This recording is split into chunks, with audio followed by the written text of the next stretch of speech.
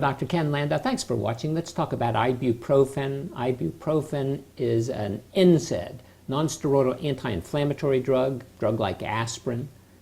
It was FDA approved 1974.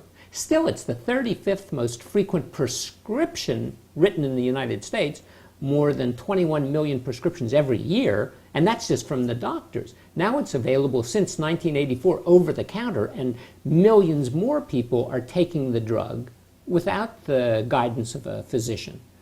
It's on the World Health Organization list of essential medicines, sold as ibuprofen or Advil or Motrin, over the counter at 200 milligrams, prescription at 400, 600, or 800 milligrams, comes as a tablet or a capsule or a suspension or a chewable, even comes as an injectable. Indications of the drug: fever, including post-vaccine fever. Could use it for mild to moderate pain. That would be after surgery, if you're suffering from a headache or dental pain or pain of kidney stones, or you have osteoarthritis. For inflammatory diseases like rheumatoid arthritis or juvenile rheumatoid arthritis, or inflammation of the sac around the heart, pericarditis. Useful for people who, when they stand up, have a significant fall in the blood pressure. We call it orthostatic hypotension. Can help treat that. Also used in premature infants to close what's known as a patent ductus arteriosus that connects segments of the vascular system. Well, if we look at the ability of ibuprofen, it seems to be equivalent to aspirin for mild to moderate pain. It seems that if you have dysmenorrhea, or if you have pain after your dental extraction, or if you have the osteoarthritis or gouty arthritis, just as good as taking aspirin. And you get an extra benefit because it seems with some recent studies that ibuprofen might be associated with up to a 40% reduction in the incidence of Parkinson's disease if it's taken for a long enough period of time, low dose, but long enough period, years. Might be able to reduce the incidence of Alzheimer's disease. Statistics show it could reduce the incidence of breast cancer by about 50%, again, in people taking it over a long period of time. And if you take 200 milligrams a day for at least 5 years, you might be able to reduce your likelihood of colorectal cancer by about 30%. People with cystic fibrosis decreases the rate of decline of lung function. Now, about 60% of the people are going to respond to any given non-steroidal anti-inflammatory drug, but if you don't respond to ibuprofen, go try another one, because it may well be that you respond differently to another in the same class. Now, in other countries, it's marketed as ibuprofen lysine. It's a little bit more soluble in water, used to treat the same conditions. The typical dose over the counter is going to be somewhat up to 1,200 milligrams a day. If we're using it to treat rheumatoid arthritis, higher dose, often 2,400 milligrams or even higher, can be taken on a regular basis. Therapeutic response should be available within 2 weeks. If you take the drug for more than 2 weeks and it's not helping, well, then it's time to consider switching. On the other hand, if it seems to help somewhat, let's say you have rheumatoid arthritis, the dose can be increased to about 3,200 milligrams a day. And you can take it with meals, or you can take it with milk if it upsets your stomach. It would appear that if we look at people with osteoarthritis, if they take an anti-rheumatic dose, they're going to have up to a 50 or 60% decline in the pain score. And it seems to be relatively well tolerated. The important point to realize is that we're not going for a 100% reduction in the pain. That would require too much of the medicine and maybe not even be attainable at higher doses, but we do know that we have to balance the benefit versus the risk. Now, there are a lot of NSAIDs or nonsteroidals on the market. There's ibuprofen that we're talking about, the Motrin or the Advil. But there's naproxen, Aleve or Anaprox, or Celebrex, or Dapro, or Feldene, or Clinaril, or Tolectin, or a whole bunch. Dolabid, Lodine, Mobic. All these medicines are available. They do about the same thing. Now, the question is, if you have a fever, do you need to bring it down with some kind of a medicine? And the answer is no, not really. It seems that the body, if the elevation in the temperature is because of an infection, the body seems to work better to kill bacteria and viruses as the temperature increases a little bit. But we have a trade-off, because for each degree elevation centigrade, which is about 1.8 degrees Fahrenheit, for each 1 degree elevation of the temperature centigrade, there's about a 12% increase in your basal metabolic rate. So that puts stress on other areas of the body. So do you need to reduce the fever? No, not really. If it gets to be over 103, 104, certainly that's a good indication that you need to do something. But if you happen to have a temperature of 100 or 101, does it have to be brought down? No, not necessarily. And if you happen to have a non-infectious cause of your fever, it might be that the fever is the way you and the doctor can track how the system is doing, how the system is responding to the inflammation. So if you take the ibuprofen, you lose the ability to monitor your condition. Now, comes with some special warnings. We call them black box warnings. These are mandates put on by the federal government.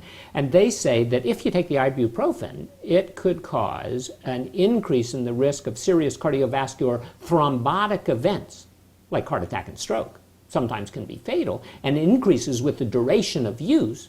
And if you happen to have risk factors for cardiovascular disease already, might even cause extra problem. And as a matter of fact, if you're going to have surgery, heart surgery, you don't get the medicine within about 10 days to 2 weeks of the surgery, because otherwise it would increase the risk of cardiovascular problems.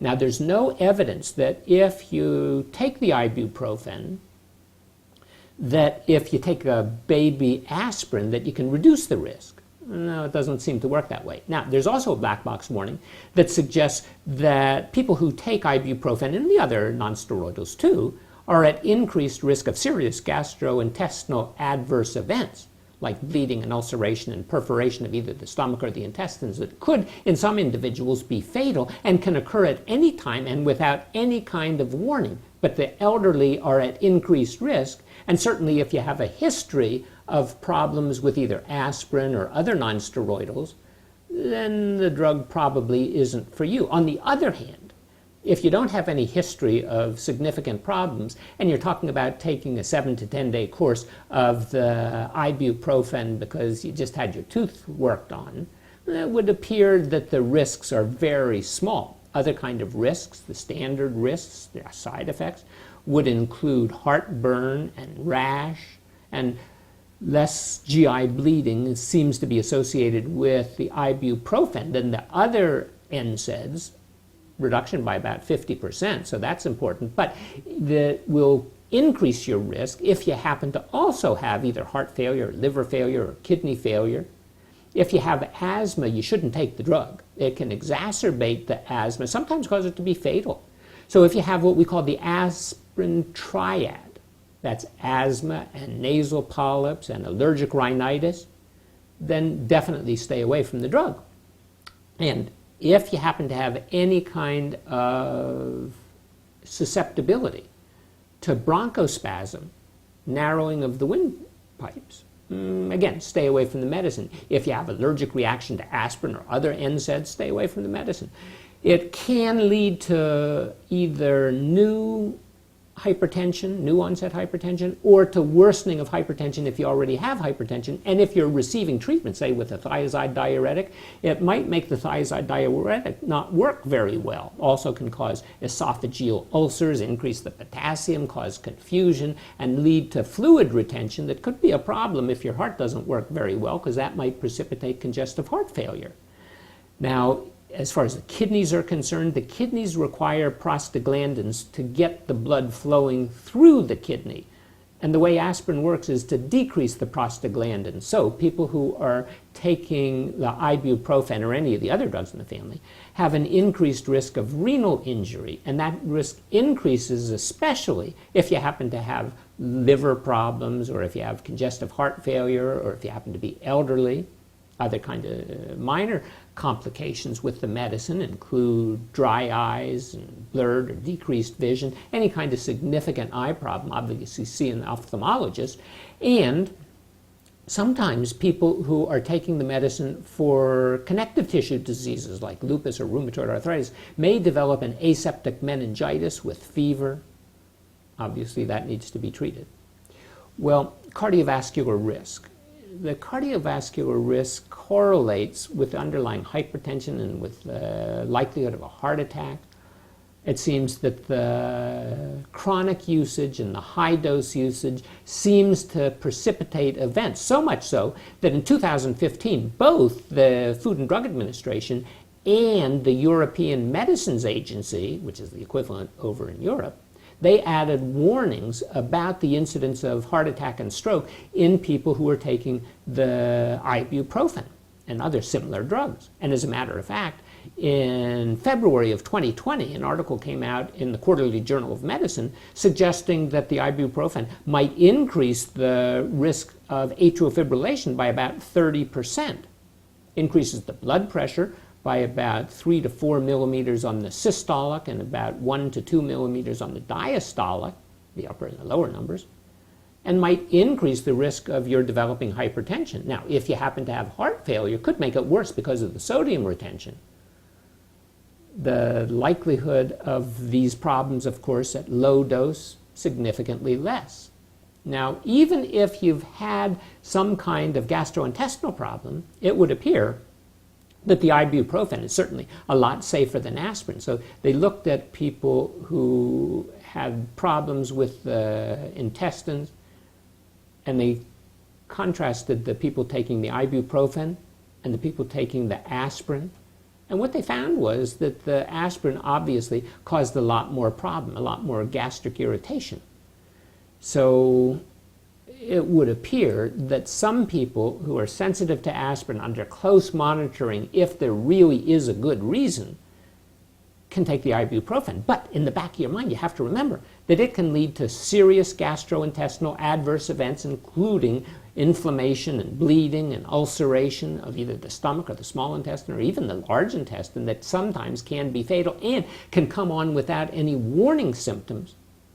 And only 20% of the people who had the serious adverse effects had any kind of warning. Increase the risk if you're taking an oral steroid, prednisone, or anticoagulants, if you smoke cigarettes or drink alcohol, or if you're elderly, if you're in poor health. And certainly, you should be very wary of these drugs if you have a history of peptic ulcer disease or gastrointestinal bleeding. It's going to increase your risk of problems by about tenfold. And that can't be completely negated by your taking one of those PPIs, a drug like Nexium. It seems to be helpful, more helpful than taking an H2 receptor antagonist like cimetidine. You could take a drug like misoprostol, it's a prescription at 200 micrograms a day, and that's sometimes helpful, but none of those completely eliminate the risk. Well, sometimes people have hypersensitivity reactions and they can get some blistering of the skin and exfoliation of the skin. And there's a theoretic risk that if you happen to be taking an herb that might increase the risk of bleeding, that it might even be worse if you happen to be taking the ibuprofen. So you have to be a little careful combining it with garlic or ginkgo or ginger or feverfew or ginseng or even turmeric. Well, some people who are taking ibuprofen are going to become anemic. Their hemoglobin is going to go down by more than 1 gram. If you're taking a dose of about 1,600 milligrams, like you might for osteoarthritis, you have a 15 to a 20% chance of having at least a 1 gram drop in your hemoglobin. And if you happen to take more ibuprofen, 2,400 milligrams, that's about 25%. It means when they test your stool, likely to find that it shows some blood. And while about 15% of the people taking ibuprofen on a chronic basis can have some increase in the liver function tests, in other words, there's some little injury to the liver, only about 1% of the people have at least a 3-fold increase in the upper limit of normal of the tests. So those are the people we worry most about. Now, the effect on bleeding has to do with platelet aggregation. If you happen to be taking the medicine, the platelets don't aggregate quite as well. It has nothing to do with the way aspirin works. Aspirin works in a much more dramatic fashion. When you take the ibuprofen, the interaction, much shorter duration, and it's very reversible, unlike with aspirin. But if a person has a history of coagulation disorders or a person's taking an anticoagulant, have to be very careful, have to be monitored carefully. And when we go on, it appears that if you take the ibuprofen, it might interfere with the supposed benefit you get by taking the baby aspirin, the cardiopreventive dose of aspirin, the 81 milligram aspirin, might not really work if you happen to be taking the ibuprofen too. So the thought is that if you're going to take the ibuprofen, take it after the aspirin, let at least 30 minutes go in between. Or if you happen to take the ibuprofen first, wait at least 8 hours until you take the aspirin so that most of the ibuprofen is out of the system. Well, you don't have to worry too much about the dose of warfarin because ibuprofen is going to be bound about 99% to plasma proteins, but you do have to worry that you might get the stomach ulcer, and if you get the stomach ulcer or the intestinal ulcer, then the bleeding doesn't stop. Also an issue of Ray's syndrome. Well, that's a condition where there's significant edema and swelling of the liver and the brain associated with taking aspirin in individuals less than age 18, especially younger. Well, it doesn't seem that ibuprofen causes that. Aspirin does. Best is probably to take acetaminophen. Well, if you look at how the drug is metabolized, if you take it fasting or immediately before meals, then you get a decent blood concentration. If you take it after meals, it's going to decrease the peak level of absorption, but it doesn't decrease the total amount that you absorb over a period of time. Now, it would appear that it doesn't change with either taking an antacid, maybe one of those aluminum-containing or a magnesium-containing antacid. The peak in the blood system is going to be after about 1 to 2 hours, about 99% is going to be bound to the plasma proteins, going to be completely eliminated through the body within about 24 hours. About 50 to 75% is going out in the urine, a little bit unchanged, mostly changed. Ibuprofen is going to have a half-life of only 2 to 4 hours compared to, say, naproxen, where it could have a half-life of anywhere between 9 and 26 hours. If you're pregnant, probably shouldn't take it in the latter part of pregnancy, and it's unclear whether it's really safe at the beginning part of pregnancy. The way the drug works is it works on an enzyme. It inhibits an enzyme known as COX, cyclooxygenase. And the cyclooxygenase converts a lipid known as arachidonic acid into the prostaglandins. Now, there are several different kinds of COX enzymes, COX-1, COX-2, COX-3.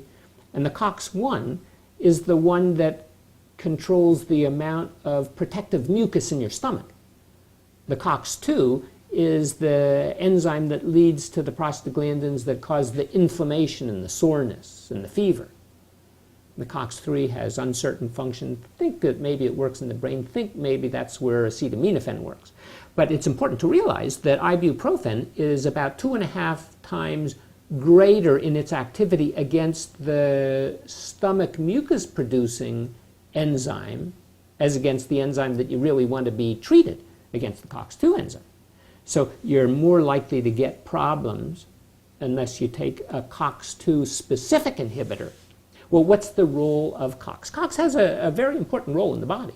It has to do with inflammation and blood flow and production of new blood vessels and platelet aggregation and cell proliferation and cancer and autoimmunity, and it regulates the smooth muscle tone. So when you take a drug, you think, well, I'm just going to take a pill like ibuprofen and it's readily available and it can't cause, you know, it interacts with an awful lot of different parts of your body. And not only does it work on the prostaglandin-dependent tissue, but it would appear that the ibuprofen also works in areas that have nothing to do with the COX enzyme. Works on the sodium channels and the calcium channels and the glutamate NMDA receptors, the GABA receptors, bradykinin, and a variety of other ways. So when we talk about it as being a nonsteroidal anti-inflammatory working on COX, that's part of the story, but the story is very complicated. Well, the drug comes in a racemic mixture. There's the two mirror images, the R and the S. The S is the active one. The body takes both in and changes the R into the S.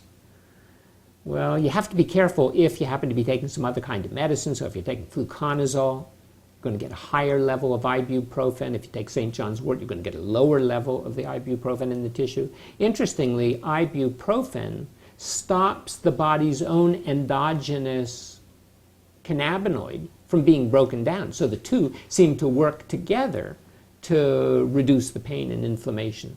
And if you happen to be taking a drug like Dilantin, well, the level of Dilantin might be increased.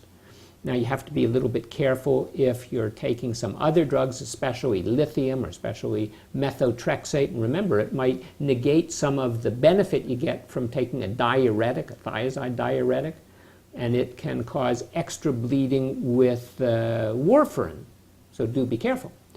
Interestingly, if you happen to take the ibuprofen with Coca-Cola, it increases the absorption of the ibuprofen. So things do go better with Coke. If you happen to be taking it with alcohol, alcohol can lead to significant hepatotoxicity and then alter the way the body handles the ibuprofen. If you take it with caffeine, well, it might actually help the pain. In Japan, they use ibuprofen topically for adult acne. We have tests so that we can determine how much is in your system, but they're rarely ever necessary. You can overdose on the medicine.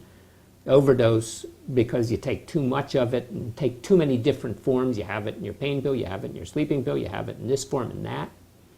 Well, if you take too much, it causes abdominal pain and nausea and vomiting and drowsiness, dizziness, headache, ringing in your ears, and then it could cause those other kind of problems that we talked about with the gastrointestinal bleeding, increase your potassium.